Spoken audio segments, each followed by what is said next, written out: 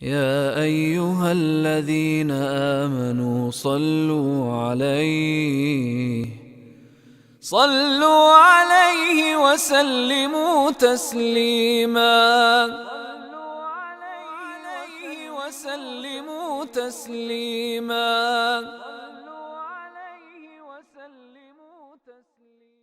ابو جمرہ نے بیان کہا کہ میں نے عبداللہ بن عباس رضی اللہ عنہ سے سنا، وہ کہتے تھے کہ قبیلہ عبد القیس کا وفد رسول اللہ صلی اللہ علیہ وسلم کی خدمت میں آیا اور عرض کیا، یا رسول اللہ، ہمارا تعلق قبیلہ ربیعہ سے ہے اور ہمارے اور آپ کے درمیان راستے میں کفار مضر کا قبیلہ پڑتا ہے، اس لیے ہم آپ کی خدمت اقدس میں صرف حرمت کے مہینوں میں ہی حاضر ہو سکتے ہیں۔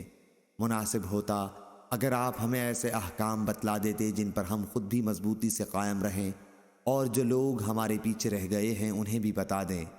حضرت صلی اللہ علیہ وسلم نے فرمایا کہ میں تمہیں 4 چیزوں کا حکم دیتا ہوں اور 4 چیزوں سے روکتا ہوں۔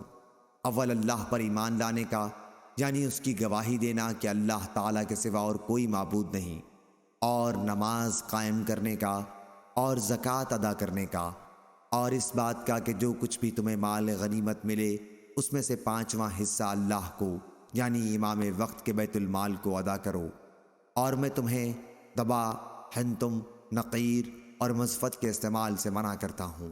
صحیح بخاری حدیث نمبر 3510۔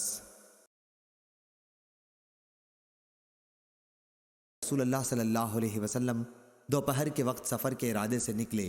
بطحا نامی جگہ پر پہنچ کر آپ نے وضو کیا اور ظہر کی نماز 2 رکعت قصر پڑھی، پھر عصر کی بھی 2 رکعت قصر پڑھی۔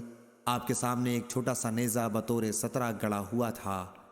اور نے اپنے والد سے اس روایت میں یہ زیادہ کیا ہے کہ ابو جحیفہ رضی اللہ عنہ نے کہا کہ اس نیزے کے آگے سے آنے جانے والے آ جا رہے تھے۔ پھر صحابہ رضی اللہ عنہم آپ کے پاس آ گئے اور آپ کے مبارک ہاتھوں کو تھام کر اپنے چہروں پر پھیرنے لگے۔ ابو جحیفہ رضی اللہ عنہ نے بیان کیا کہ میں نے بھی آپ کے دست مبارک کو اپنے چہرے پر رکھا، اس وقت وہ برف سے بھی زیادہ ٹھنڈا اور مشک سے بھی زیادہ خوشبودار تھا۔ صحیح بخاری حدیث نمبر 3553۔